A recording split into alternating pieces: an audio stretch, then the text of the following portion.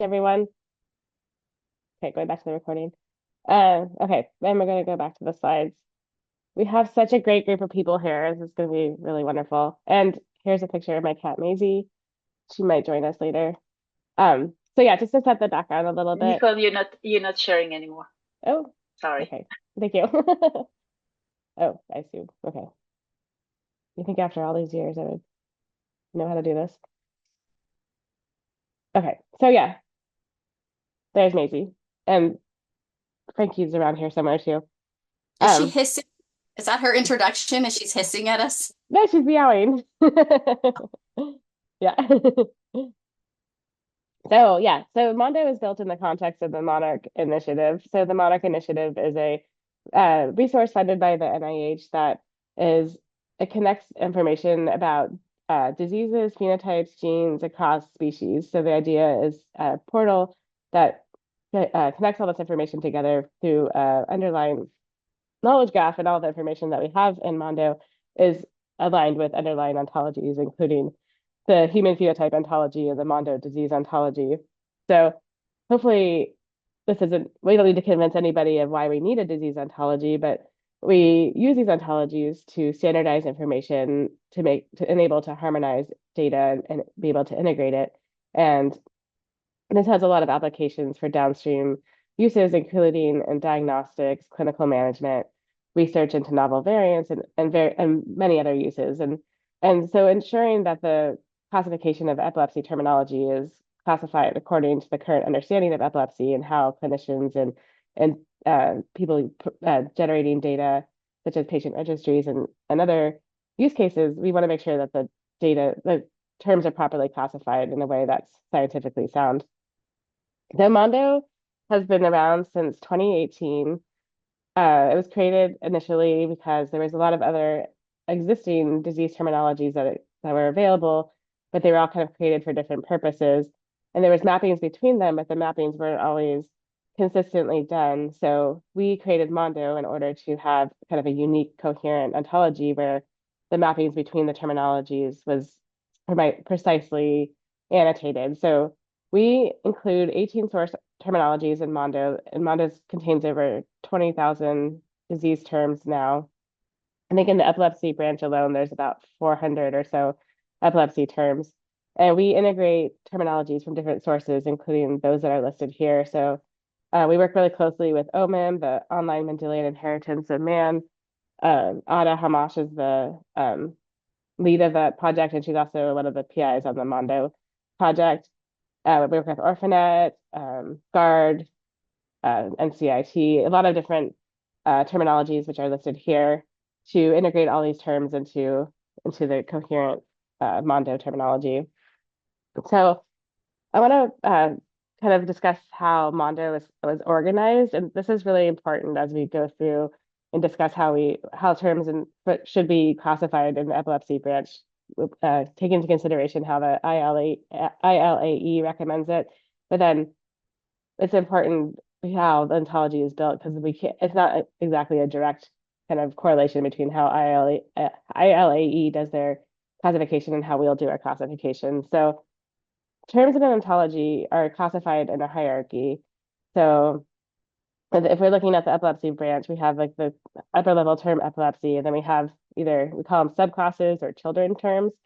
So for example, childhood onset epilepsy syndrome is a type of epilepsy. And we can classify terms using multiple inheritance. So say we have a term like familial partial epilepsy. This can either be a child of childhood onset epilepsy syndrome or a child of adolescent onset epilepsy syndrome. So a child term can have more than one classification structure. Another example, oh, and then also terms can also, we have ontologies are built using this computational logic. So we can do inferencing across the ontology. So we have an underlying, it's called a logical definition in the familial partial epilepsy that this is a type of uh, um, the logic says that this is actually a type of focal epilepsy as well. So we can either assert the classification and say this is a type of childhood onset epilepsy syndrome, or the way we've written the definition of this term, we can infer other parentage as well. And here's another example. We have Developmental and epileptic encephalopathy 1, the DEE 1, is a child of West syndrome and it's also a child of the upper level generic class, the DEE class. We also, in Mondo, we assert all the sources of where these assertions come from. So we said that DEE1 is a child of DEE and also a child of West syndrome. And this is coming from, because we brought all these other external terminologies together, we know that DEE1 is a child of DEE because this is asserted in the disease ontology and also coming from OMIM. And it's asserted to be a child of West syndrome. This is coming from Orphanet and also it's been attributed to Ada. At some point, there must have been something that Ada said that we attributed this to her. We have our GitHub tracker where we have a lot of discussions and we try to attribute anyone who suggests changes to the ontology. We add their ORCID ID to give them attribution to assertions. I'm sorry, what does the one mean there? I'm a little Oh, confused. this is part of the OMIM naming. So let me just show you. So OMIM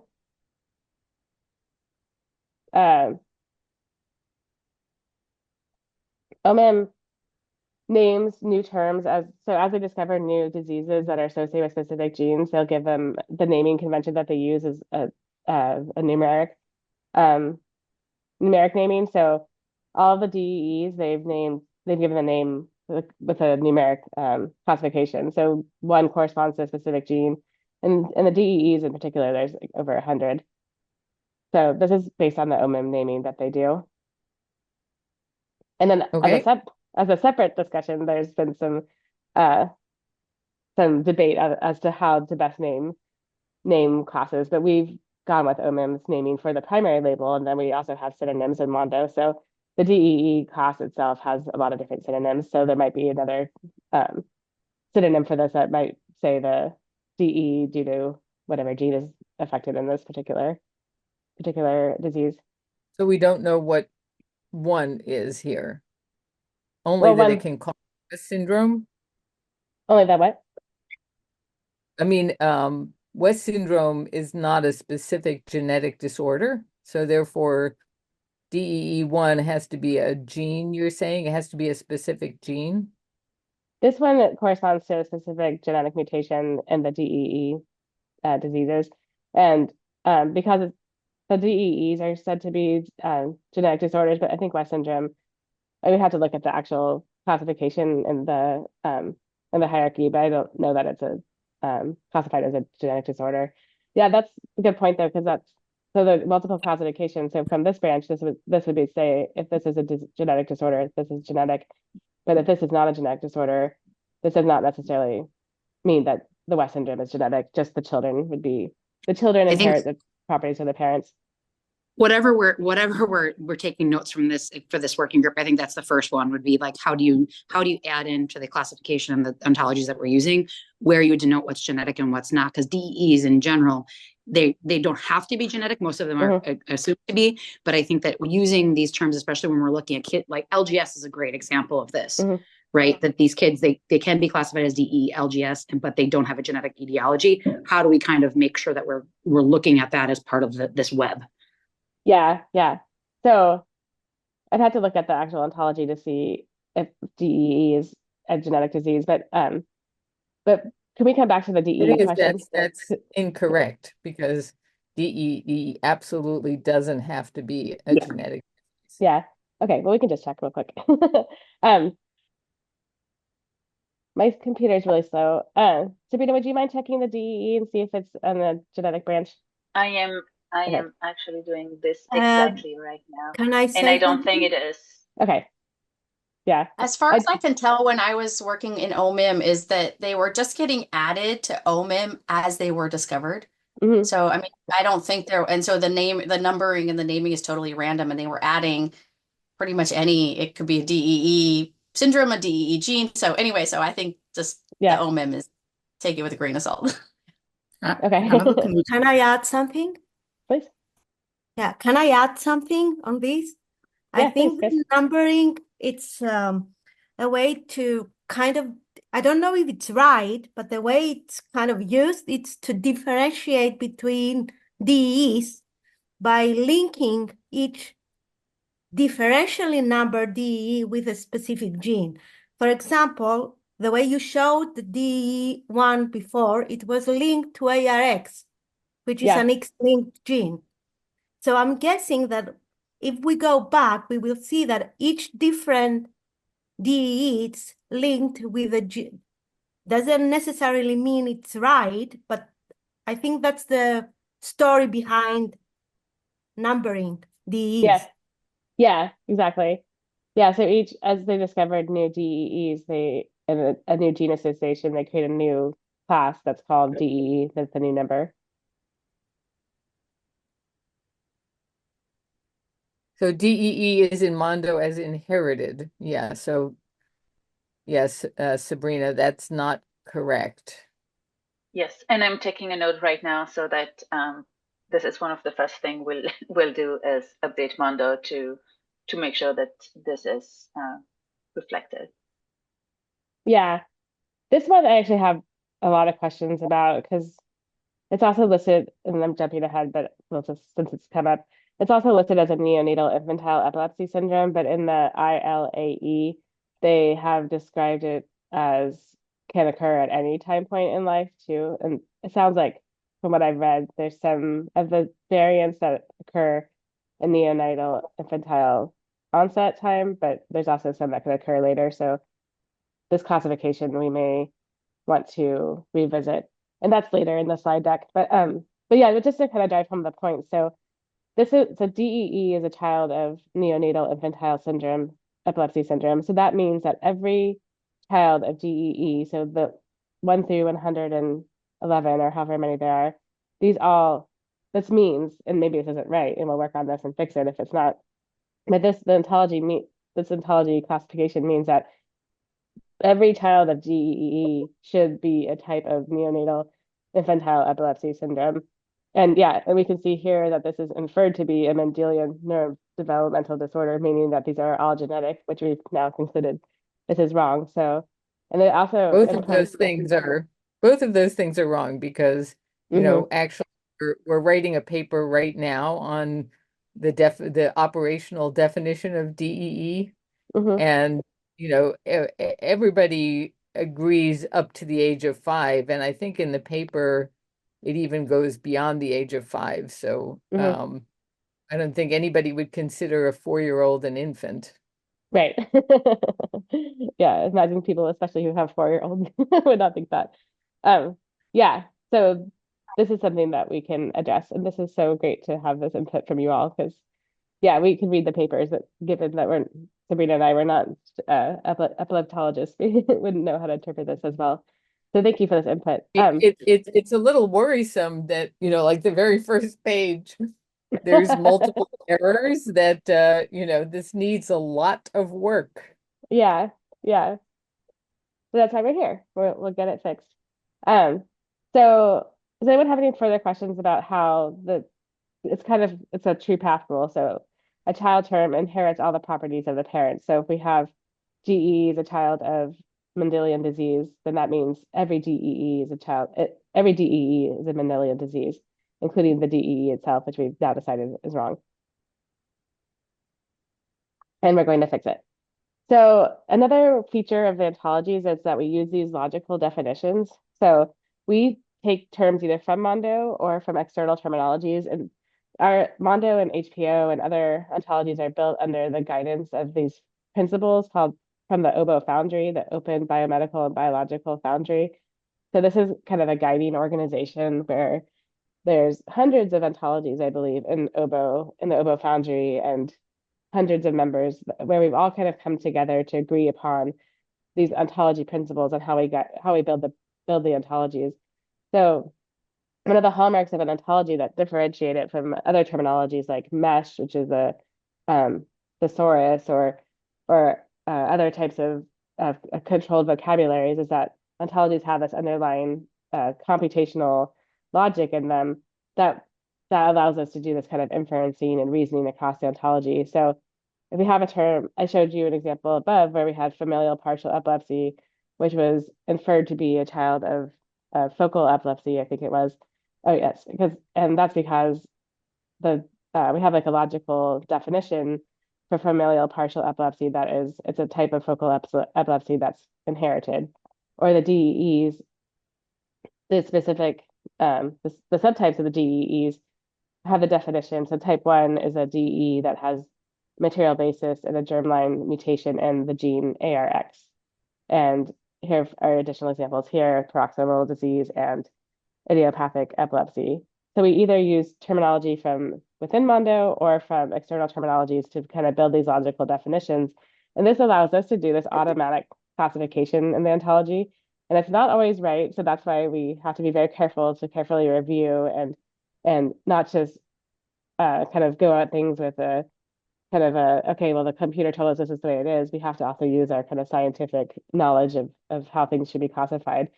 The automatic classification, though, is really handy because it does allow us to reason across ontology and get these classifications, and sometimes it's kind of a way for us to say, like, this is what how we understand this domain is represented, and kind of program how the terms should be classified. But then we also have to kind of apply our scientific mind and make sure that things are being classified correctly. And sometimes it'll actually point out errors to us so that we know we haven't classified things correctly. So, and then, yeah, just to drive home the point too of the kind of true path rule, where the child term must inherit all the properties of the parent term. So if we have a term paroxysmal disease, that means it's a child of metabolic epilepsy. That means that every paroxysmal disease has all the features of metabolic epilepsy. And this is actually something that we decided wasn't correct, because not every paroxysmal disease is a type of epilepsy. They may have seizures as a feature. So that's another thing too, is that when we classify these terms, we try to classify them such that the child term has all the properties of the parent, not just features of the parent. So the orphanet terminology takes kind of a different approach than that. So we have looked at the sources from some of Orphanet's assertions and often realize that we don't agree with the way that they classify. They're just taking a different approach than us. So we can't use all of Orphanet's assertions for classifications. So yeah, so we want to make sure that if a term is classified as an epilepsy, it is a type of epilepsy. It doesn't just have features of epilepsy. So here's an example of Kleefstra syndrome, where the definition says that 30% of the cases have seizures, including tonic-clonic, absence seizures, and complex partial epilepsy. So that means some of the patients may have epilepsy or epilepsy-like symptoms, but it doesn't mean that it's a type of epilepsy necessarily. So Kleefstra syndrome, while it might be considered an epilepsy-like disorder or a seizure disorder, is not a type of epilepsy in Mondo, according to the way that we classify terminology. And just a little bit of more background about Mondo. So here's some statistics about it. So with the latest counts that we've done, we've have over 25,000 disease terms in Mondo. And yeah, like I said, I think about 400 or so of those are in the epilepsy branch. And we include synonyms for all the terminology. So that's another thing too, as we go through and critique the epilepsy branch. If we see, there's not a lot of concentration on synonyms in this presentation, but if you look at the terms in Mondo and see any missing synonyms or incorrect synonyms, that's another area we would love feedback in. Yeah, so we represent a lot of different types of diseases in Mondo, not just epilepsy. Mondo is really meant to encompass cross species and kind of encompass all known diseases that occur in humans and in animals. So we have the latest counts, we have over 15,000 rare diseases, more than 1,000 infectious diseases. We have cancers, 1 million diseases, and a lot of other subclassifications as well. If you haven't had a chance to really look at Mondo in its entirety, I would definitely encourage you to take a poke around. And Mondo is co-developed with the Human Phenotype Ontology, which is a ontology representing abnormal phenotypes encountered in human diseases. And HPO has been around for probably going on 15 years, I would think. and it contains over 14,000 abnormal phenotype terms. It's set up in the same way as Mondo, where we use these logical definitions to define the terms. So it's this computational disease model, and it's really widely used in a lot of different aspects of genomic research and diagnostic tools. And one of the cool things in the HPO is a project that we worked on quite some time ago, where we tried to create like a layperson translation of the HPO. So I worked on this project with some other colleagues where we went through the entirety of the HPO, all 14,000 terms, and tried to look for ways that we could translate the terminology into more of a layperson or a non-medical expert friendly version of the HPO, and added these terms as synonyms. So something like vertical hyperplasia of the face has a synonym that's long face, and malar flattening has the synonym of small cheekbones. And the goal of this project was to make the HPO more accessible to patients and patient caregivers, so they could help in aiding in the phenotyping of their own diseases. And another cool thing about HPO is that's been translated into many other languages. It's available in several different languages like German, Spanish, and I think in Chinese, and a lot of different languages as well. And we also have in Monarch, we have these phenotype annotations, disease to phenotype annotations. So kind of the gold standard representation of disease to phenotype. So if we had a disease like LGS, we have annotations that say these are the phenotypes that are typically seen in this disease presentation.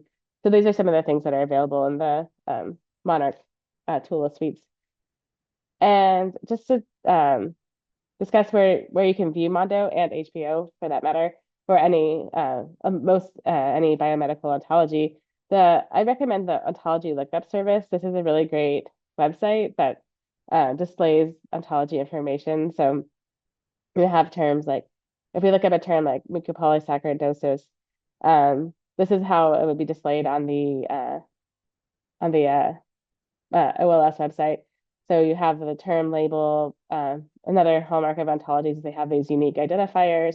You can see the machine or the human readable definition or the summary of the term. You can see the hierarchical classification and other additional term information. You can also download the ontology from our GitHub website and view it in viewers like Protege, which is a software designed for viewing and editing ontologies. And just a bit about the Mondo community, we have a GitHub repository where we store the ontology files. We have an issue tracker. We've had over 8,000 issues reported from the community, which has been really great. We try to quickly address all the issues that come in. So I'll show you a little brief overview of how to report issues. So if we come away from this call and you're looking at Mondo later and you find other issues that you want to share, you can see these on the GitHub tracker. We have a mailing list that you can join if you need to email the general Monarch email to report any feedback or issues. You're welcome to email us here. We do have outreach calls every 4 weeks where we bring together members of the Monarch or the Mondo community to talk about their projects and how they use Mondo. The next call is actually canceled because I scheduled the part 2 of this epilepsy workshop over it. But then the next call will be in mid-December. And then we also offer workshops just like we're doing right now. And those are listed on our webpage. So, and just to plug, if you want to join the Mondo email list, we send out monthly emails that announce we do monthly releases of the terminology. So we make changes to the ontology and then do a release every month. And we send out a monthly email that shares the information about the release and other things that we're working on, and also comes with pet pictures. So these are my 2 girls. This is Frankie and this is Maisie. So if you have a pet picture and you'd like it to be shared with the Mondo community, please share it with us because we always need more pet photos in our life. Okay, so next I will go over how to contribute to Mondo via GitHub, and then we'll dive into the big work where we'll look at the upper level classification and really try to get after the meat of the problem. So just a brief overview of what kinds of changes are requested to Mondo. So like I said, we've had over 8,000 user requests over GitHub tickets over the last several years since we started Mondo as this community resource. And any kind of request is more than welcome to Mondo. So this is not by any means meant to limit you, but these are the typical things that are requested from our users, and as I request to ourselves from our internal team. So adding new terms to Mondo, and today I actually have some examples of new terms that we might want to add. I remember when I started working on Mondo, I kind of thought like, oh, diseases are already well described. We know what they are. There's not that many new diseases being added, but surprisingly, there's a lot of new disease terminology that we've added to Mondo over the years, and a lot is coming in. And sometimes we add grouping classes as a way to better classify the information. So the term requests are commonly requested. Request to relabel terms is also very commonly requested, and we try to accommodate everybody's requests. And sometimes we might prefer to stick to a particular naming convention, but we can always add a synonym to a term as an alternative term. So requests to add relabel terms are very welcomed. Reclassifying terms, that's something that I think we're going to end up doing as a result of what we work on today. We already know we need to reclassify the DEE term. We try not to obsolete terms too often, but sometimes we decide a term may no longer be currently used and may not be necessary to keep in the ontology. We never ever delete terms. We always just obsolete them. We retain the identifier, and they're still part of the ontology, but they're just no longer in use in the main branch. And sometimes we'll merge terms because we brought together so many external terminologies into Mondo as we go through and revise the terminology and review it and maintain it. We often find that, oh, sometimes these two terms are actually the same term and they can be merged into one. And then sometimes we split terms too. So sometimes we'll say, and there's an example at the end of this, which I don't know if we'll get to today, but with West syndrome, actually, where it looks like the current thinking of West syndrome is that it's actually infantile spasms is separate from West syndrome, and West syndrome is a subtype of infantile spasms. So sometimes that's an example. We'll split a term into two separate terms, or like OMIM will create a term like Burt-Hogg-Dube syndrome, and then they'll discover that there's an additional genetic mutation that causes that syndrome.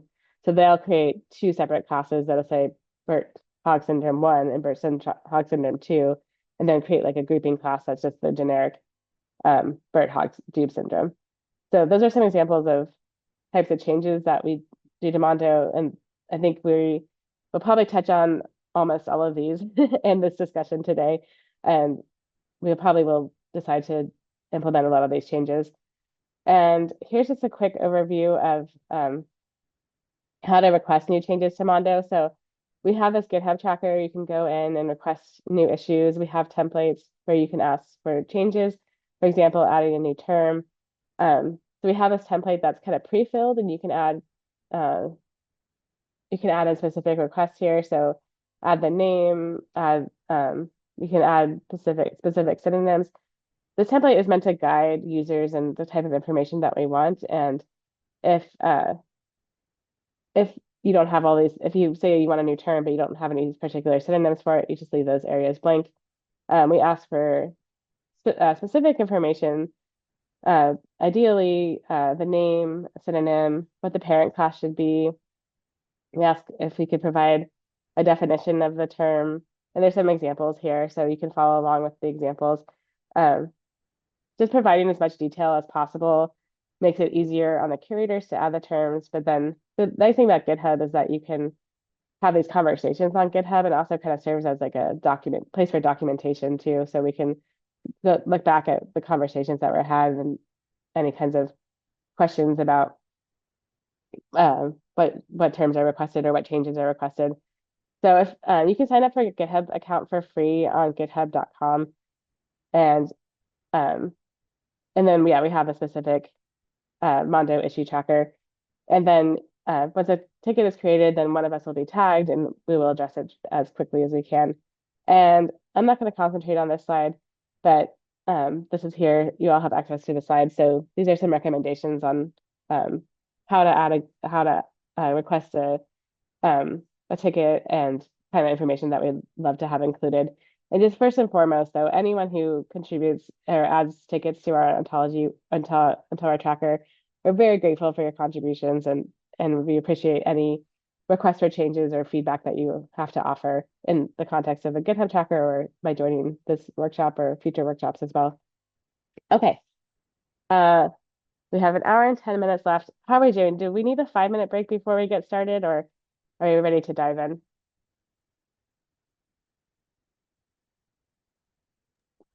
Let's do it. Okay. I have not been following the chat. Sabrina, are you following the chat? Will you interrupt me if there's anything I need to be aware of? Yes, I'm trying Okay. to keep up. Okay, great. All right. So yes, let's start with the upper level classification of the epilepsy disease branch and the alignment with the ILAE. So the ILAE is a organization. Every several years or so, they put out their recommended classification of epilepsy. So this came out, I think, is in 2022. So it has been a couple of years now. That's basically how long we've been meaning to do this. But so this is the current classification recommendation from the ILAE. So what I want to do today is go through every bit of this and try to compare what they have here compare it to what we have at Mondo. And as I was going through putting together these slides, I already implemented a lot of changes that were very clear cut to me. But then I'm just so grateful to have you all here with all your expertise. So some of the things I'm like, okay, I'm pretty sure this is what we should do. But then since I have the opportunity to verify it with all of you, I've included a whole lot of questions in here so we can work through this together. So yeah, so this is the general organization of how the ILAE recommends classifying these terms. So they have it broken down by seizure types, epilepsy syndromes, and then epilepsy types by etiology. So just a little bit of background. This is not the first time we've done this work with the ILAE. Actually, when Mondo first came out in around 2018, I met with Ingo Helbig, who's epilepsy and pediatric neurologist at the Children's Hospital in Philadelphia, and some of you may know. And I met with him and some members of his team, and we sat down and looked at the ILAE classification that had been put out at that time, and we tried to implement that into Mondo and align Mondo with the ILAE back then. And then just recently, I tried to do some more alignment with some of the lower level classes, and then as we were starting to plan this workshop and get more into it, I realized there's still like a whole lot of work to do, especially at the upper level classifications. And I was telling someone else recently how we were trying to align with the ILAE, and he said, well, you know that they're working on a new classification and they'll come out in like another year or two. So are you going to realign with it when the newest classification comes out again later in the future? And I was like, absolutely, that's our goal. Our goal is to stay aligned with the current thinking of how disease terms are classified in every branch, not just epilepsy. But it's a big job to stay on top of everything, especially since we have so many different disease areas in Mondo. But yeah, that is the goal. Our goal is to always stay in the current classification and current thinking of how diseases are organized with the experts in the field. So, but yeah, so here we are now with working on the 2022 version. That's the one that's available. And I don't want to go too much into detail on this particular slide. Just want to point out that I did do a little bit of reclassification. This was probably like the last 6 months or so. And there are some new terms that I added to Mondo based on the ILAEs. There are some terms we have some terms in Mondo that align with ILAE, and then there's some terms that are we newly added, or there's the gray terms here that are in Mondo but not in ILAE. And someone asked me why this was, and it's because these come from external terminologies, orphanet, OMIM, they're all built for different purposes, and I honestly can't definitively say why they don't completely overlap, but I think it's okay. Mondo is a little bit more exhaustive than ILAE is, but let's go through the classes and we can kind of think about if that's an issue or not. So yeah, we're going to start by focusing on the top level of classification of Mondo. So yeah, we have that figure, and I'll bring that figure back in the slides a lot so we can keep that in mind. But here's kind of a different representation of the figure that we saw above. So like I said, they had They had the seizure types, which we're not going to focus on because those are really phenotypes, I think. But we have the epilepsy types, we have the epilepsy syndromes, and then we have the epilepsies by etiology. So first looking at what is an ILAE and what is a Mondo, we have some of the epilepsy types. We have the focal epilepsy. We don't have a class called generalized epilepsy, but we have generalized epilepsy with febrile seizures. And we'll go in more into this. We have epilepsy syndrome. We have some of the etiology terms, but we don't have them all. So that's what we have now. So yeah, so we have a mix of epilepsy types, etiology, and other classifications. So I think one thing too that I'd like to get at is, should our top level hierarchy look like their top level hierarchy, or is it okay that we have kind of a mix of types and additional terms too? So in my slides we're gonna go through all of these classes one by one. So yeah, So so can I stop you for 1 second, Nicole? please, yeah, If we can go back to the previous one, yeah, or the one before. yeah. I think my first question to all of you experts is it truly the way that you as an expert think about epilepsy when you think of how to classify them, or did we get it wrong because sometimes we get documentation, we get paper, we went to ILAE and this is our interpretation of how you expert look at this at the classification of epilepsy. We might get it completely wrong. So before we go any further, I wanted to just ask, is it what we see on the left of the screen? Is it how you think of epilepsy and epilepsy classification? Yeah, definitely, I would say. I think it's how we're supposed to think about it. Yeah. That's what the ILE wants us to think about it. But I think that depending on when you were trained, we've got like 70-year-olds practicing medicine these days, and whether or not you're a researcher, you're a healthcare provider, or you're a caregiver, right? Or, that you might be thinking about it differently. So, but I think Yeah. if we could align around a common goal, this would be nice. Yeah. I was going to say too, because we just made a survey for REN to community leaders, and some of the community leaders don't identify with these terms either.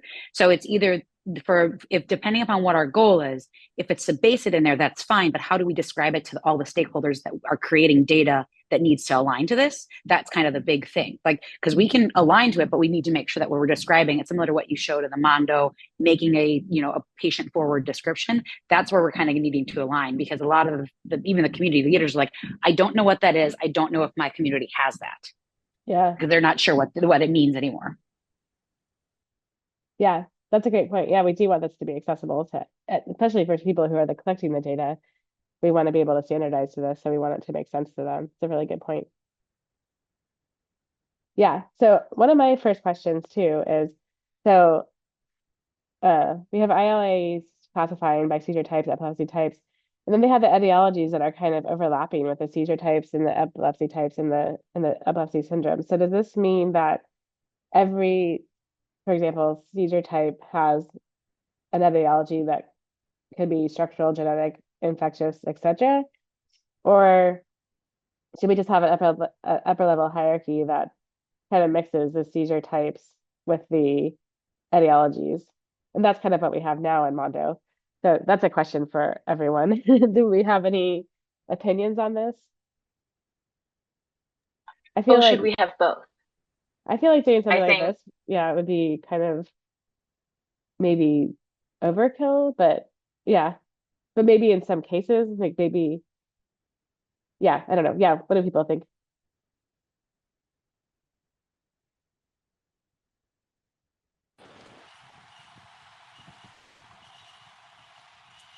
I'm Sorry, did thinking. you hear that? We can hear you. Okay.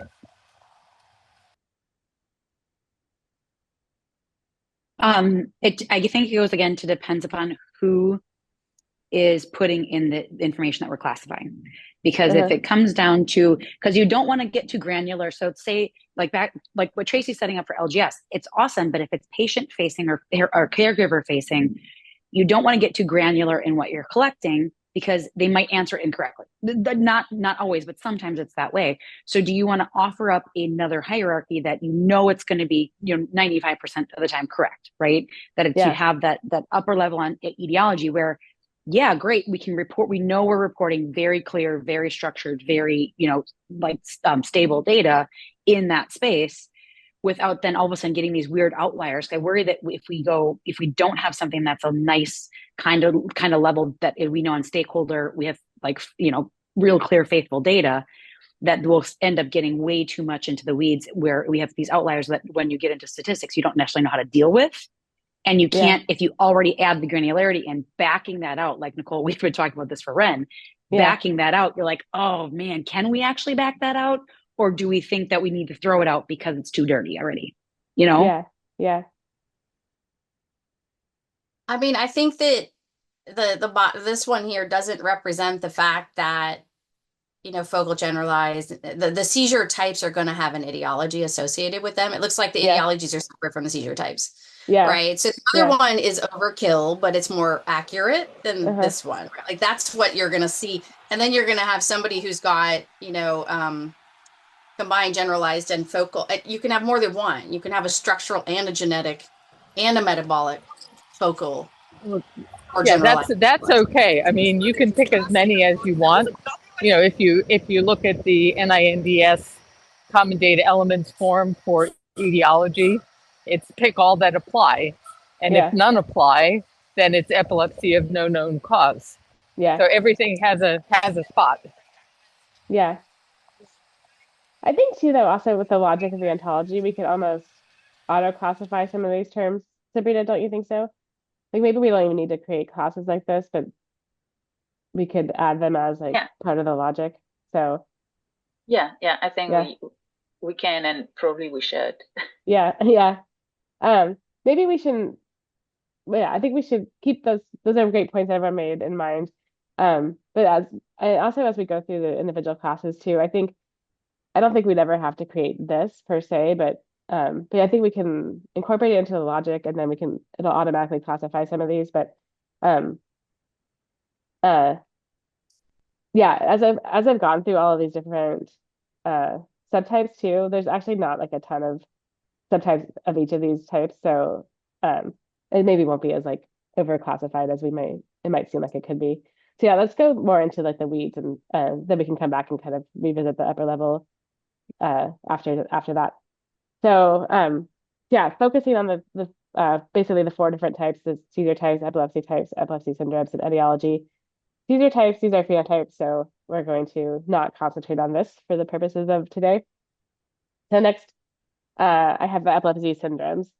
So we have a class called epilepsy syndrome in Mondo. So we have this already.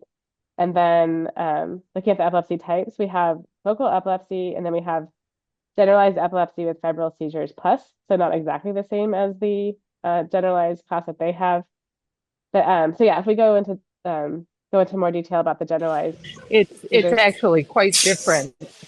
Yeah, do you want me to talk about how those two? Yeah, so GEPS plus is a very specific epilepsy that is caused by a very specific gene. It is a mutation in SCN1A, and the same mutation that causes Dravet syndrome. Okay. And generalized epilepsy, most of it actually comes under idiopathic generalized epilepsy, where no specific gene is known, and it's considered to be polygenic. And there are many syndromes under that are not GEPS plus. So two are not related to each other.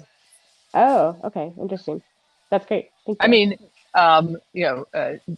GEPS plus is a generalized epilepsy. It comes in that category, but there are many other things that are much more common that come in that category. I guess that's what I wanted to say. Okay, yeah, that's what I was thinking. Yeah, because it seems like a very specific class. So, yeah, so there's the generalized epilepsy in ILAE, and this is the definition that they have. So characterized by seizure types that may have typical interictal and or ictal EEG findings that accompany generalized seizures types. So I think that we should add this grouping class generalized epilepsy to Mondo. And then they also have these subclasses, genetic generalized epilepsy with idiopathic generalized epilepsy as a subclass, which I think is problematic, but I'll get into that in a second.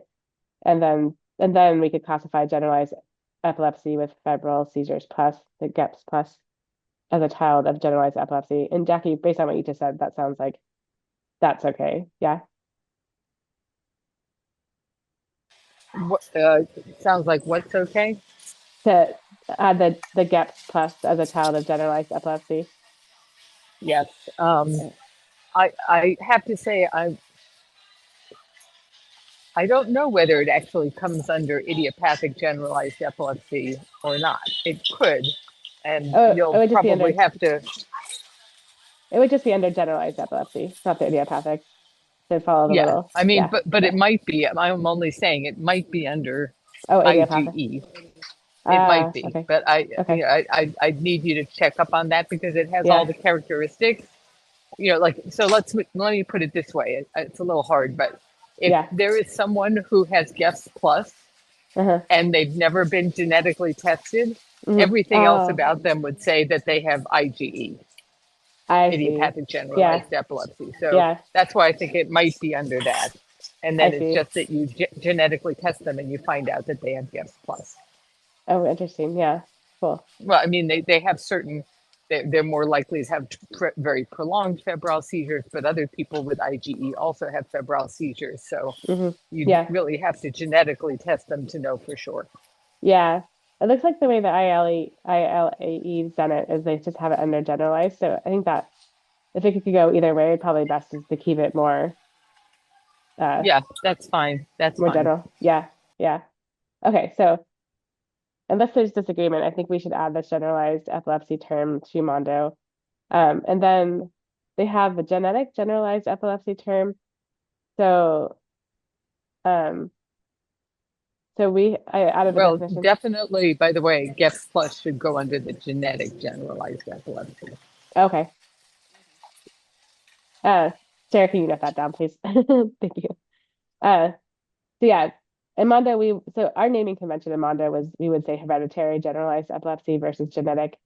But and this is the black is follows, we have these design patterns in Mondo where we try to use consistent naming and definitions and logical definitions for terms that are of a certain type of class. So for all hereditary classes, we use this kind of terminology, an instance of the parent class that is caused by inherited modification in an individual.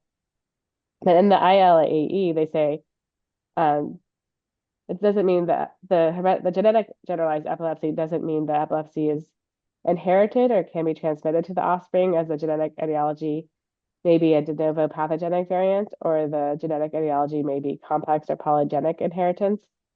I think in the next slide, oh, maybe not.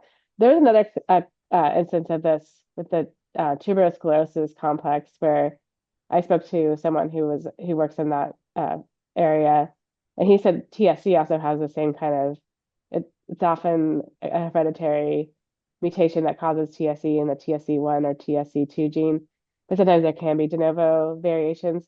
And then based on some discussion from on the GitHub tracker, like I mentioned, it sounds like that still should be considered a genetic disease. So I think in spite of what even though what ILAE says here, I think we could create a class that's the hereditary generalized epilepsy. And then in the ILAE, they have idiopathic generalized epilepsy, IGE, as a child of this. But in Mondo, we define idiopathic as a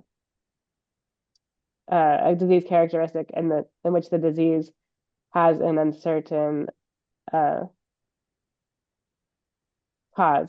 And so this is not consistent with how we classify terms in Mondo. And their definition says that This is a subtype of genetic generalized epilepsy,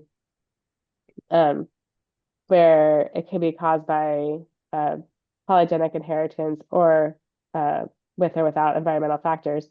But for us, the way we define idiopathic is inconsistent with with how they are using this term. So I think we would not want to add this term to Mondo. But it sounds like, Jackie, from what you said, this is a term that is used though in the community and probably something that we do need. The reason why it was sort of put back in is because it is so embedded in the minds of the community. Yeah, yeah. So I think we would want to maybe add this, but not as a child of genetic generalized epilepsy, but just as a child of generalized epilepsy.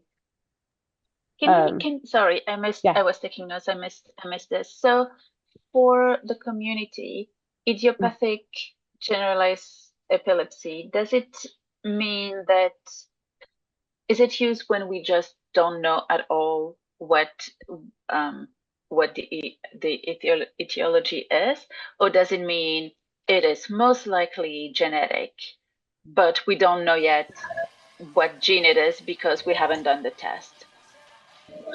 So it's let me try and explain. It's a little tough, but let me try and explain.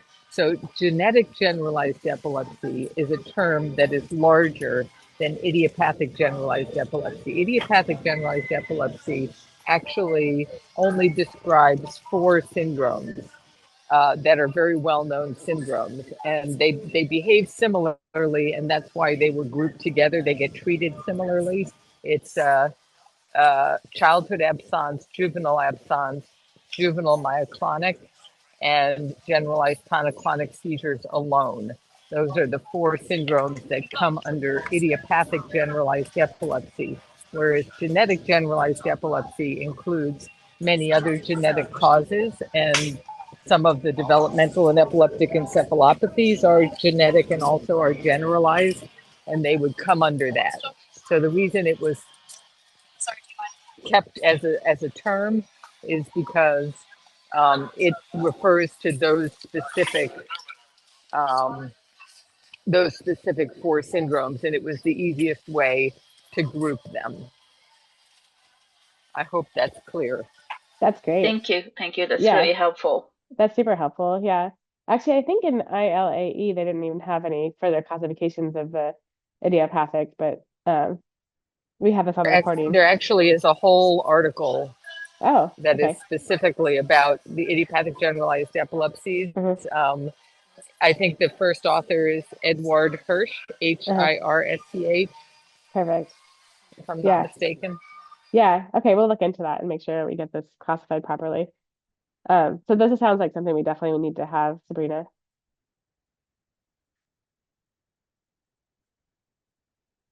Okay. So Yes. that's super fantastic. Thank you for that input. This is exactly why we wanted to do this, and this is so helpful. And yeah, just to to justify why we're all here, this is something that we could not have got out of just reading this article. So we're so grateful to have you joining us. Okay, so next is the combined generalized and focal epilepsy. So in ontologies, honestly, we don't do a lot of we call these union classes that combine two different types of classes, but I think if this is what's kind of the accepted terminology, I think we need to have this. Um, so the definition here is patients have both generalized and focal seizure types. They note that patients with Dravet and LGS may have combined focal and generalized epilepsy. We would not, and then in the ILAE, this did not appear to have any subtypes. Just for the record, we wouldn't classify Dravet and LGS as subtypes of of combined and generalized because they may have these combined. It sounds like in some cases they may have combined generalized and focal, but like I said, we have to, based on the rules of the ontology, they have to um, always have these kinds of features. So I think this is something we can add as a union class, but actually, I think if we add this, we would have to see how it auto classifies, honestly. But yeah. I have a question for Tracy, actually. Yeah, go ahead. Tracy, would you say that in LGS you always have combined focal and generalized epilepsy? No. We have some people with LGS that have only focal, we have some that have only generalized, and we have some that have both. Okay, thank you. Yeah. But actually, Sabrina, this question is way down in the bottom, which we probably won't get to today, but the question that came up about whether syndromes should be classified under all the features that they have. But let's get back to that. We'll get to that. That might have to be in part two, but I don't know if you know what I'm referring to. Yes, and it's Yeah, definitely should be part two, it's a unless huge it keeps question. on coming. Yeah, Yeah, it is huge. yeah. And then, so we also have unknown epilepsy. So in the ILAE, so that's used to denote where it's not understood if it's understood the patient has epilepsy, but they don't know what the actual type of the epilepsy type is. So I have a question. Should we have a class that's called unknown epilepsy? We'd probably call it idiopathic epilepsy based just on our typical naming Oh, conventions. please don't call it idiopathic. That would No? make everybody very confused Okay. because of IgE. Oh, yeah, good point. Okay, so we wouldn't do that. Maybe it should be called unknown epilepsy, or should we just say, for annotation purposes, we would just ask them to annotate it up to epilepsy? Epilepsy of unknown type, I guess. Okay, yeah. Yeah, that's a good idea. I like that. Um, okay, so this is kind of the initial work that I did. I went into the ontology and tried to play around with this. So like I showed you before, we have focal and generalized epilepsy with febrile seizures plus, which we've now determined is a very specific disease. So I played around with adding in the combined generalized and focal, adding generalized as a grouping class with and with the logical definitions, combined generalized and focal gets classified under this, and then added hereditary generalized epilepsy that classifies uh, generalized epilepsy with febrile seizures plus as a child. Based on our conversation, we do need to add idiopathic generalized epilepsy. It sounds like some variation of unknown epilepsy, epilepsy with unknown cause, or something like that. So this is the proposal. I think. Sorry, did you just say that IgE is an epilepsy of unknown cause? Because I'm not sure I would say that. It's Oh no. definitely under the genetic. Oh, I'm sorry, I misheard you. Anyways, I think based on what you said, we should add both of these as separate classes, but they would be sibling classes to each other. So they would be children of, well, IgE would be a child of generalized epilepsy, and then I guess unknown epilepsy would be a child of epilepsy.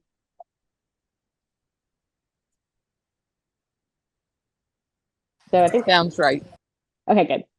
All right, great. So, yeah, this is how we'll proceed. Not exactly what's written here, but based on the conversation and what I just said. Excellent. Okay. I have a Next, one random question. I have one random please. question or point about unknown origin. Yeah. Because obviously the genetics are coming forward and that sort of thing. When patients may change ontologies or that sort of thing, where it's unknown at the beginning, but they're in their diagnostic journey, how would we represent that in ontology? That's a great question. I think when the purposes of annotating data, you kind of have to make a decision at that time point, you know. So if you have a patient who's unknown at the time, that's how they'd be annotated. If it changed, then you would change the annotation in the actual data, but in the ontology, it's kind of stagnant. So I don't think we could have a I think, term that would be like or yet to represent be how this. determined, or it's Yeah, almost like, is she like if you see Dr. French and Dr. French is like, well, she has epilepsy, but we don't know why yet. It's kind of a yet. Do yeah, you want that to be a different type of ontology, like where it's just it's determined as it's unknown? We've done all of the things we don't know yet. uh-huh. Is that a different, like, would you look at like those people who use epilepsy data on the call? Would you look at that differently, or would you look at the kind of the diagnostic journey differently, or be able to analyze it with a different, looking at those differently? Un- Unfortunately, I think 90% of the time in research, you would never know the answer because you're looking at data that it's not a real time live data. It's already collected data. Or you're collecting it from, a source where you can't tell. You're doing a chart review. and everything that you see in the chart doesn't give you the answer, for example. You can't go ask the doctor, you can't go ask the patient. So it's only under certain circumstances where you would know whether everything had been done. And Yeah. everything is sort of also a term that's very difficult to operationalize. Yep. So Yep. I would I leave as understood. So if I may add something, very often when we annotate data outside, I am not a clinician, so outside outside the clinic, we would put, in this specific case, we would tell that the patient has epilepsy, like the highest term that you can use, because it means that that patient could have any of the subtype, anything that is underneath this umbrella term. So from my perspective, adding more specificity, saying epilepsy of unknown origin or something, would really be more difficult later on. And from an ontology perspective, it means we are already lower in the classification and it's difficult to go back up. So I think that from a data perspective, if we know that a patient has epilepsy high level term, then it leaves the possibility open for something more specific later. And it would be more difficult to go backwards. So I like that I actually. think, You go as far down as you can go and no further. Yeah. exactly. And if Yeah. as far down as you can go is just a high level term, then it is. Yeah. During the diagnostic odyssey, you're gonna everything that's uncovered is going to uncover some of these terms. So they may see the doctor for infantile spasms and then have EEG. And so you have some of whether it's generalized or what type of seizure act or what type of epileptiform activity is there has a term. And additional terms will come to fruition throughout the diagnostic odyssey before they have an MRI. Do they find a structural issue or not? That you're going to get additional terms throughout every diagnostic endeavor that the clinicians do. And then in So- terms of putting that together for that particular participant or patient, when applying these terms, one should supersede the other, meaning that once you have a diagnosis, you can no longer be unknown epilepsy, correct?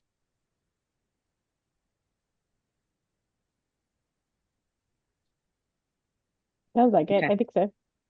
Okay. Yeah. Okay, great. Okay, so we've gotten through the epilepsy types, which is wonderful. Next, we are going to focus on the etiologies.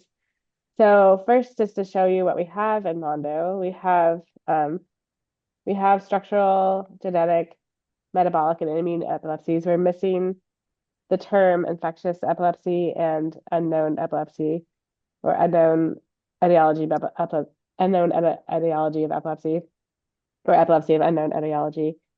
So first, to start with the infectious epilepsy. So they define infectious epilepsy as basically infections causing seizures or causing epilepsy, and they classify several of these terms as children of infectious epilepsy in the ILAE, and we have all of these terms in Mondo.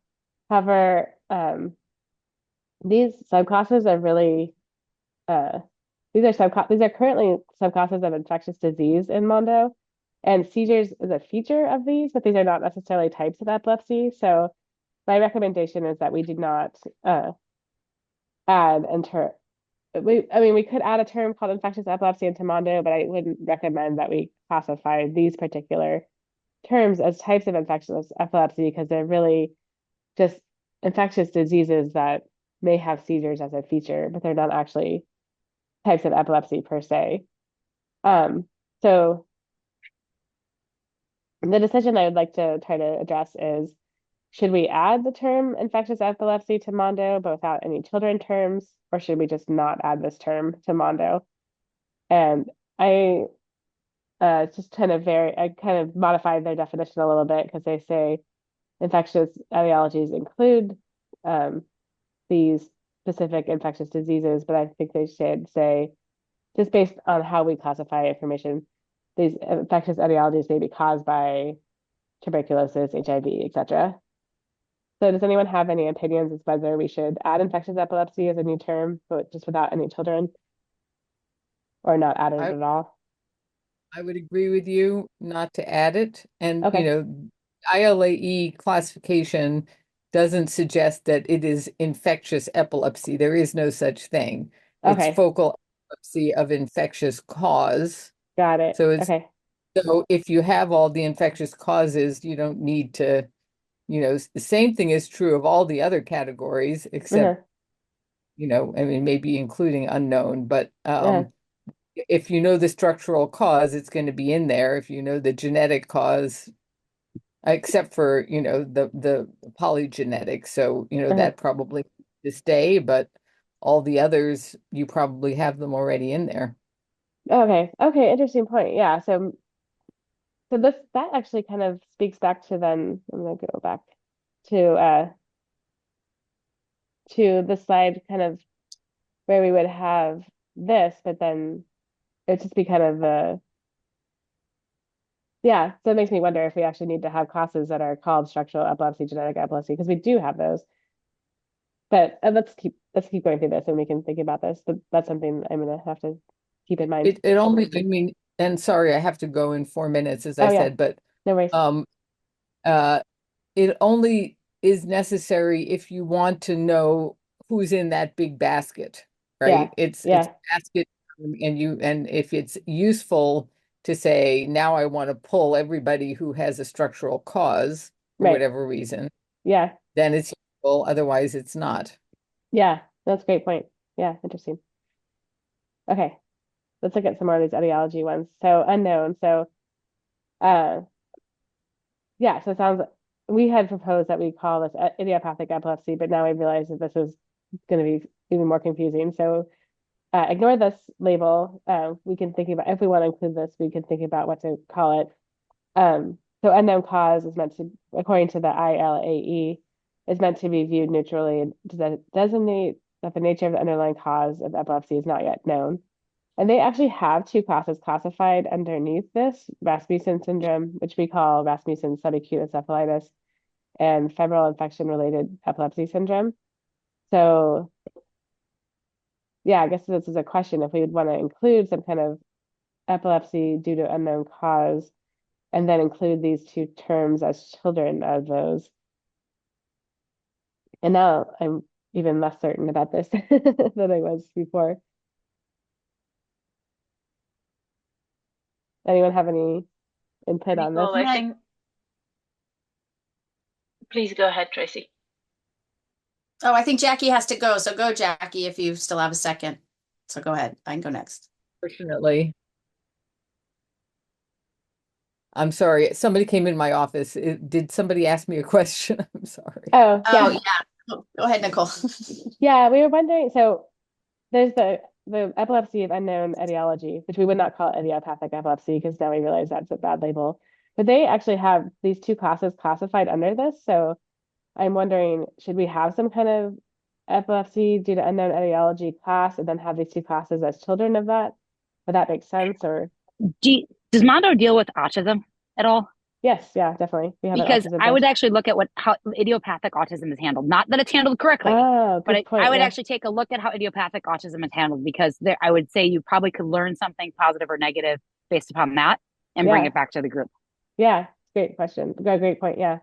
We'll look at that. And we may not even have it in Mondo necessarily, but I can check. Yeah, I was just curious. I didn't know. Yeah. Yeah. We definitely have autism itself, but I'm surprised that these two are here because yeah.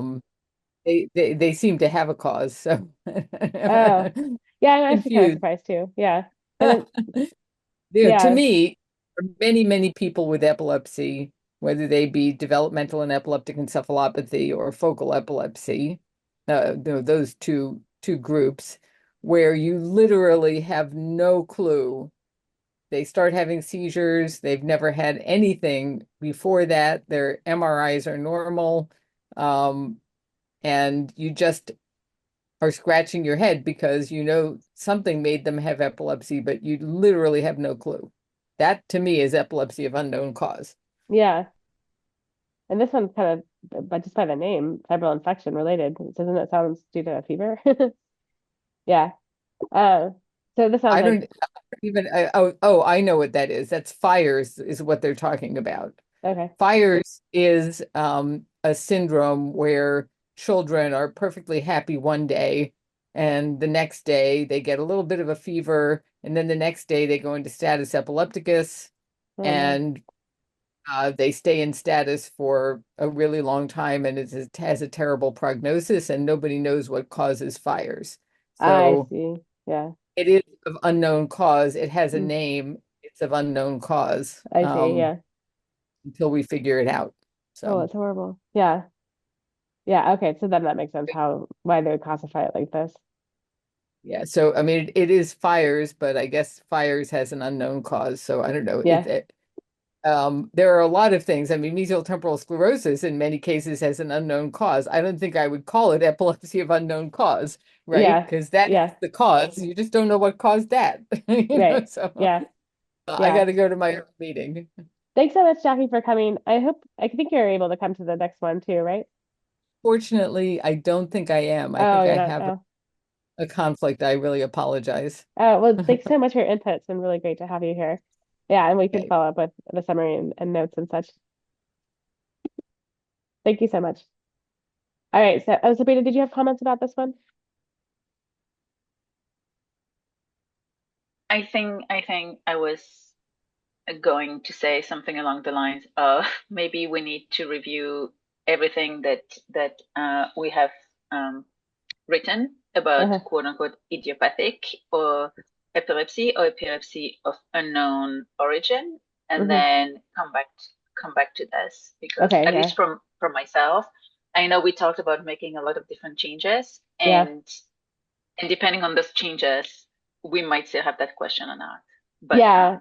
I think I'm in the that's same place. my own my own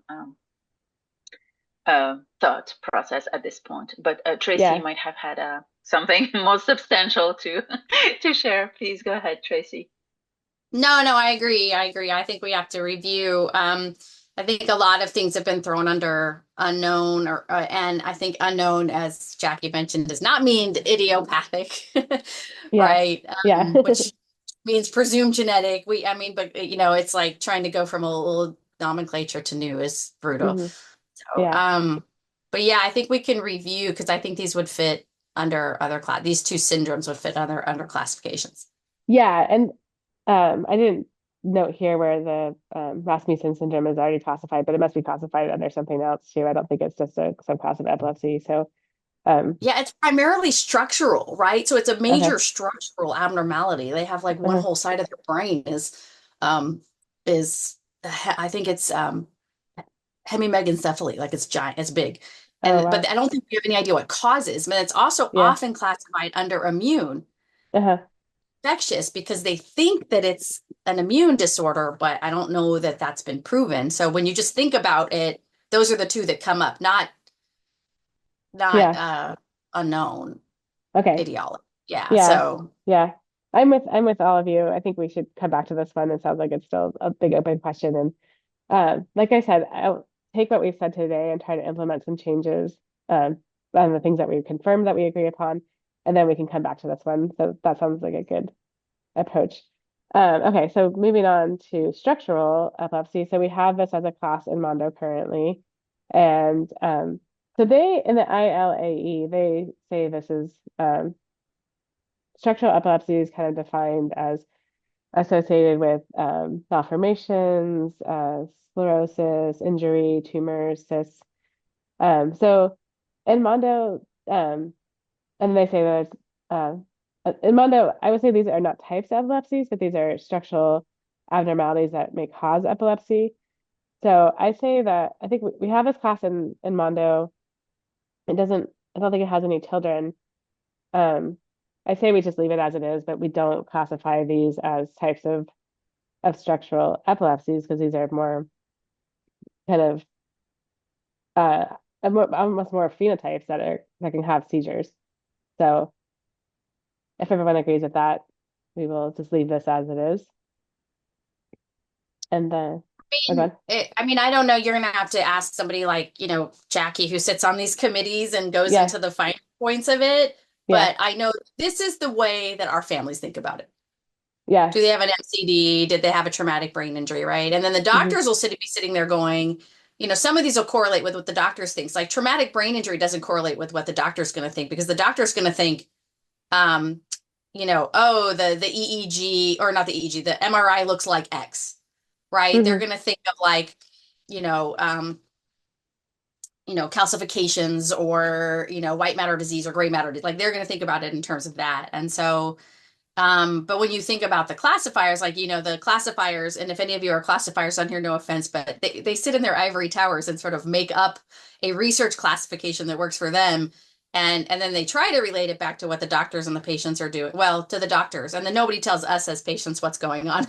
We just are supposed to figure it out. And then the patients end up calling it every single thing, right? So this is what the patients identify with. Yeah. Just so you know. Yeah. But I think all of these terms are probably in the HPO. So we have this represented, just not necessarily in Mondo. And then in Monarch, where the knowledge graph kind of connects all this information together, it's all connected together. So I think for Mondo's purposes, they're not, some of them are part of the pathology. So Yeah. you may you have a patient with HIE or a patient with a malformation of cortical development that's going to develop hippocampal sclerosis because it's part of the progression of epileptogenesis over their lifetime. And the same for traumatic brain injury. So HPO does not cover structural stuff very well. Oh, okay. It's exactly what Heidi is saying. It's covering what happens from it, but structural creation is not covered very, very well. Yeah. If the patient has surgery, then they've had a pathological assessment of the surgical resected tissue, right? But that HPO term has not been assigned to that tissue.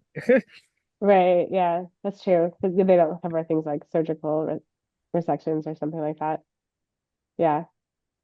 Okay, but for the purposes of Mondo, I think leaving it just having the structural epilepsy class as it is probably okay for now. Okay, so next is the genetic. So in Mondo, we have monogenic epilepsy, and in ILAE, they talk about the different genetic factors that can contribute to the genetics of the epilepsy. In Mondo, this has been something that we've talked about a lot. It's very tricky to represent all the underlying genetic causes and classify the diseases according to all the different genetic causes. We've focused on only having monogenic epilepsy because if we know we have a single gene, that's easy to kind of represent computationally in the ontology. We also can classify terms by autosomal dominant or autosomal recessive. We don't classify terms necessarily or very frequently by the acquired genetic abnormalities or polygenic complex genetic etiology because it's so complex and hard to represent in this way in an ontology. So sorry, can I please just say something? Can Yeah. you go back to this? Can you please kind of clarify what you mean about acquired gene abnormalities? This is coming from the ILAE, so I guess it's not an inherited. Okay. Yeah, Okay, maybe I should, because germline is by definition not non-acquired. that's true. Yeah, I just copied this directly from ILAE, so And yeah, you're right. That should be pulled out of there. maybe we should, when we have an epileptogenesis, epileptologist, I'm sorry, with us, maybe we should ask them what they kind of mean, because acquired, it's exactly the thing that you do not get when the zygote is created, which is the germline thing. Right. Somatic can be acquired, although, well, not in a very easy way. De novo means that it happened maybe at the zygote, but not coming from the egg and the sperm. Mm-hmm. And it's almost the same with sporadic, which means that you don't have too many people in the family, but only one. Mm-hmm. Yeah. But germline is by definition non-acquired. Am I Yeah. wrong? No, you're right. Yeah. This is what, yeah, I copied this Sorry. from there, but yeah, thanks for pointing that out. Yeah. Maybe we No, should do this. I was wondering if they put that somatic and acquired in respect to somatic event. They are keeping it as a broad term. If Mm. in case of patients like gliomas or someone can have a epileptic event as a Mm-hmm. secondary Oh, event, sure. if that is given in consideration Yeah. while they're placing this Yeah. term. I'm Yeah. not sure. I'm just wondering. Yeah. Well, it's great to have you all on the call with your genetic expertise, because this is definitely not my area of expertise. So yeah, we currently have in Mondo just the monogenic epilepsy hierarchy, and all these terms here are auto-classified based on either they're asserted or they're auto-classified based on the assertion that, like for example, DEE has a germline mutation in some particular gene, and that's how it's getting classified under the monogenic epilepsy. Um, so we don't have specific groupings beyond the monogenic epilepsy. I don't know if it's something we want to consider, making the genetic epilepsies more kind of rigorous, or is this sufficient for now? I think you have the complex copy number queen on here right now. Yes, we need to make it more vigorous outside of monogenic disorders, because we Yeah. talk about structural genetic changes like rings or things that have much larger, they're not monogenic, that we'd want to represent somehow. Yeah. Admittedly, there's so many questions around even the genetic like changes there, but I think we do want to separate it out where we know it's a known one gene, one mutation. That's the causal aspect, versus Yeah. these complex copy numbers where it could be a structural change that's causing it, could be the fact that it's a combination of genes that's leading to it. Because in those populations, you're seeing that they're not clearly driven by one gene. So I think Yeah. we do want to be a little bit robust in there. We don't have to get very detailed, but I think Yeah. being able to represent it as this kid has way more gene changes that could be contributing to it. So we're not going to call it monogenic, but like out there that we can as we're learning more about those complex things, we can at least back it out and come back to that data point. Yeah, that's a really good point. I think this is an area that's kind of beyond the scope of doing in this particular workshop. Maybe we would have to have a separate kind of focus on this area. Does that sound okay with everybody? But yeah, it's a great point, Vanessa, that we probably should. This is an area that we need to focus on, but this sounds like it even more even more in depth than where we're trying to go right now. No, and I think that's like the thing is just saying it's not like just the dichotomy is totally fine, because you're not Mondo's not going into S6BP1 or all the other monogenic like mono ones that we know are causal until it starts going down there. Just the splitting it apart, being like, we know this kid's more complex in ontologies versus this one is good to know. Okay, yeah. Okay, so this is an area that we'll definitely need to focus on. I think we'll have to go much more in depth into this than what we have right here. But yeah, just for the record, we will address this one further.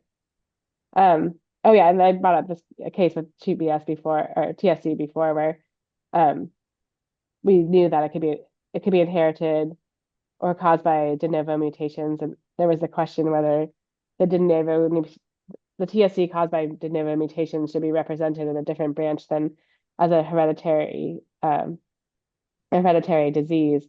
And based on discussions on the GitHub trackers, decided that this is okay to just leave it as it is. So we have TSC1, TSC2. These could be either caused by an inherited mutation or a de novo mutation, but we're just going to have the same class that's meant to represent either of those for annotation purposes. So that's where we are with this particular use case. Okay, next looking at metabolic epilepsies. So in the ILAE, they have several different types of classes as children or types of metabolic epilepsies.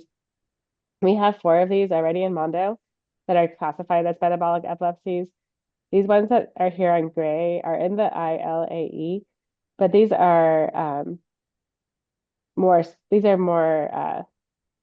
more general. So I think these do not really, we wouldn't consider these types of epilepsies. These are more disorders that have seizures or epilepsy as a feature. So we wouldn't consider these metabolic epilepsies. So I think the way we have this represented in Mondo right now is fine.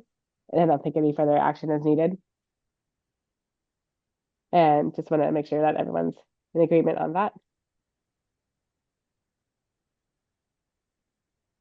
Okay. And then immune That's where it's headed. Yeah. Okay, good. Good. Immune epilepsies. So this one, we do have antibody mediated epilepsy, which is in the ILAE, and we have these particular classes classified under them in Mondo, and this is how ILAE classifies them too. They also have these antibodies, which are not diseases actually, but these are, I guess, antibody. The presence of these antibodies can cause seizures in patients, but in Mondo we wouldn't consider these actually diseases.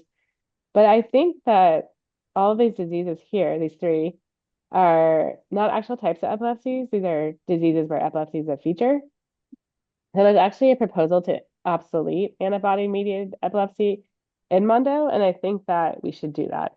I think even though it's in ILA, well, this is a question. Even though it's in ILAE, is this something that people are wanting to use?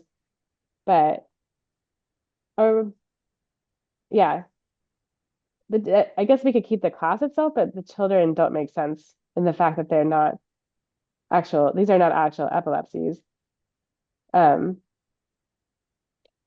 yeah, so I think the term antibody-mediated epilepsy doesn't really make sense for our grouping purposes, but then if it's something that's used by the community, then that's another concern. Yeah, I mean, I think I want to hear from the clinicians on this one, but the Yeah. science I've read about these is pretty lacking, right? It's sort of like having a positive ANA, right? Like you were making autoantibodies, but we don't have any idea if those autoantibodies are really the attacking you and what are they attacking exactly, right? So it's like there's this strong association, but I don't know that it's gone to the full, from the science perspective, the full on, like this is the cause of your epilepsy. Yeah. What do the clinicians think? Do we have any left? Maybe not. Sabrina, what do you think about this? Do you think maybe we should maybe put a call out to our list of people we have and see Yeah. Yeah, if I anyone think we has any need objections? to get more feedback because I don't Yeah. know. Yeah. And Yeah. but and you know, looking at just the name, yeah, it doesn't look like these terms are actual epilepsy, but I don't know. So I think Yeah. like getting a broader pool of Yeah. experts Yeah. about Let's do that that. would be really helpful. Yeah. And Let's do isn't that. this, Tracy, this reminds me, this is like almost a different version of neurology that handles a lot of these kind of things though. They almost, because there's so much new science in this that we may even, the clinician on here and even maybe reaching out to people who do treat in this space, right? Who did do this kind of thing. Yeah. And it's just, it's so hard because I don't think this, I think you're just going to have to pick one perspective and say, we're Yeah. going to take the research perspective and we're going to try to weave in the doctor perspective. And then, because I wouldn't try to weave in the patient perspective because we haven't been educated on shit, right?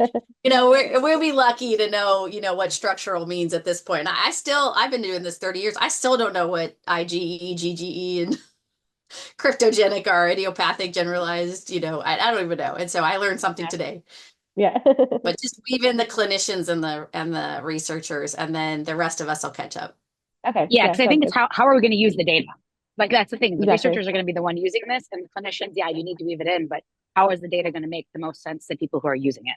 Yeah. Yeah. Absolutely. You get the clinician researchers, like get the MD PhDs or the MDs that are doing like actual research as opposed to just your run of the mill, wonderful clinician, but it doesn't have the research cap on pretty regularly. Right. That's a good point. Yeah. Okay. So we'll reach out about this one and make further decisions. Okay. Checking the time. And just to mention what I put in the chat, maybe one of the solution is to keep the high level time Yeah. define it very clearly in case somebody needs it, let's Yeah. say, but not adding all the children terms. So having, in this case, having immune epilepsy, explaining exactly what we mean, but we might not need to have the level of specificity with all the antibody mediated epilepsy, blah, blah, unless somebody, whoever they are, really Yeah. needs that level of specificity. Maybe that's a good in Yeah. between.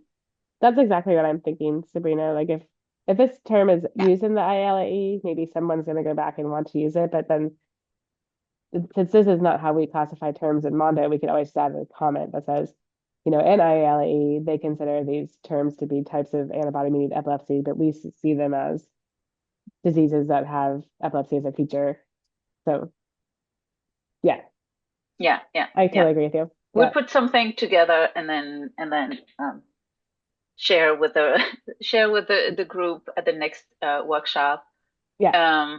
And yes, like sharing with all the expert that includes somebody who might need those terms. But yeah, Right. I think that's a good in between compromise. That would be a Absolutely. good in between. Yeah, I agree. Yeah. Okay. We have about 10 minutes left, so we're not going to get through all of these epilepsy syndromes, but we can get started on this. So yeah, this is the next big grouping. There's a lot in here. So yeah, looking at the epilepsy syndromes, we have the epilepsy syndrome term in the ontology. The classes that are in orange are in the ILAE, and then there's several classes in. Sorry, Nicole. Yeah, go I'm on. totally interrupting you because for my own knowledge, can we talk about what epilepsy syndromes are from Good an question. expert's perspective? Because Yeah. syndromes is a very loaded Yeah. word. We have, and just for context, we have the quote unquote syndrome problem everywhere in the ontology. And I think one of the problem is what should be in this case epilepsy syndrome. Is it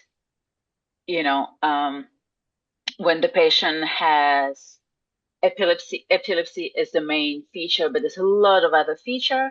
Is it when a patient has a lot of symptoms, including epilepsy? It doesn't matter if it's prominent or not. What from you, expert, what do you consider an epilepsy syndrome? Complicated questions, I know.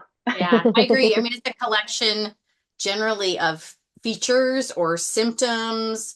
And, for Lennox-Gastaut, you have to have two very specific EEG waveforms at some point in your life. You have to have more than one kind of seizure, and specific seizures are associated. Now you have to have tonic seizures. You have to have an age of onset is really important. That's not considered like a classification criteria, but it is a classification criteria. And then intellectual developmental delay, because the diagnosis is mostly happening in an under 6 crowd, and you have the developmental delay, which then turns into intellectual disability after the age of 6. But developmental delay isn't present in a lot of these kids in the very beginning. It emerges within a year of diagnosis in everyone, but it's like you're sort of hovering and waiting. So there's a temporal aspect to this in addition to a collection of symptoms. That's really helpful to know. Yeah, this is a And by temporal aspect, yeah. do you mean, sorry, by temporal aspect, do you mean in terms of when the symptoms are appearing, or do you mean that the same patient has been followed by, throughout a certain amount of time, and new things keeps on being diagnosed that might have been there before, but we don't know? I think both, because once you have the LGS diagnosis, what starts happening is you're having, approximately a 10-fold increase in seizures compared to what you were before. And that's what differentiates you from your etiology. Your etiology got your seizures started. and they may have caused other issues like malformations or whatever. But then now this is a large scale brain network, basically wiring defect is what LGS is. And so LGS, now you're having more seizures, and what's going to happen is you're going to get neurodegeneration over time. So that would be yet another temporal aspect of it, right? So there's like the age of onset aspect, and then there's the, okay, the symptoms aren't going to show up till aspect. And then there's the, oh, okay, now you're getting additional diagnoses because you're having seizures all the time aspect, right? So. Thank Yeah. you. Thank you. Yeah. This is very helpful. Yeah, very helpful. I don't know what my full answer in terms of syndrome in Mondo is, but this Yeah. information is really helpful. Yeah. Yeah, with that in mind, I think we should look at the definition in Mondo, Sabrina, and think about maybe revising it based on what's in ILAE and based on what Tracy is saying to make sure we're encompassing all these points. We are 5 minutes to the top of the hour, so I think instead of trying to start diving into another whole other topic, maybe we should just start wrapping up now.